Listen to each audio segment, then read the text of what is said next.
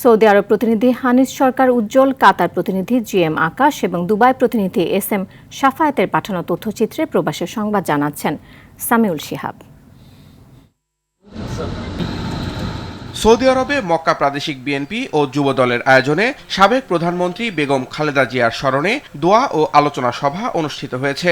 M Zahir আহমদের সভাপতিত্বে এবং দেলোয়ার হোসেন মিল্কির সঞ্চালনায় এতে মক্কা বিএনপির যুগ্ম আহ্বায়ক দেলোয়ার হোসেন, রহমত আলী খাঁ চৌধুরী, মোহাম্মদ আলমগীর, মক্কা যুব দলের সাধারণ সম্পাদক শামসুল আলম হিমু, সাংগঠনিক সম্পাদক ফাহাদ, সহ সভাপতি কাশেম মেম্বার সহ বিএনপি ও অঙ্গ সংগঠনের নেতৃবৃন্দ উপস্থিত ছিলেন। সভায় দেশনেত্রীর আত্মার মাগফিরাত কামনার পাশাপাশি আগামী নির্বাচনে প্রবাসীদের সময়মতো পোস্টাল ভোট প্রদানের আহ্বান জানানো হয়। কাতারে বাংলাদেশের পতাকাবাহী একমাত্র শিক্ষা প্রতিষ্ঠান বাংলাদেশ মাশহুরুল হক মেমোরিয়াল হাই স্কুল অ্যান্ড কলেজে উৎসবমুখর পরিবেশে বার্ষিক ক্রীড়া প্রতিযোগিতা অনুষ্ঠিত হয়েছে।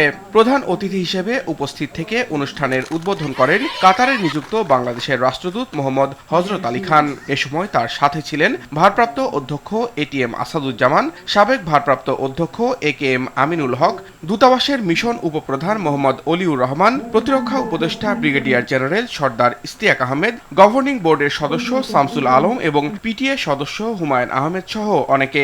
প্রতিযোগিতায় শিক্ষার্থীরা স্বতঃস্ফূর্তভাবে বিভিন্ন ক্রীড়া ইভেন্টে অংশ নেয় এবং অনুষ্ঠান শেষে বিজয়ীদের হাতে পুরস্কার তুলে দেন অতিথিরা। দুবাইয়ের আল ওয়ারসনে বাংলাদেশি প্রতিষ্ঠান রোমান খান ডকুমেন্টস ক্লিয়ারিং সার্ভিসেসের তৃতীয় শাখা উদ্বোধন করা হয়েছে। নেস্ট্রো হাইপার মার্কেটে শাখাটির উদ্বোধন করেন প্রতিষ্ঠানের কর্ণধার রোমান খান। এখন থেকে একই জায়গায় পাসপোর্ট, ভিসা ও বাণিজ্যিক লাইসেন্স সহ যাবতীয় ডকুমেন্টেশন সেবা পাবেন প্রবাসীরা।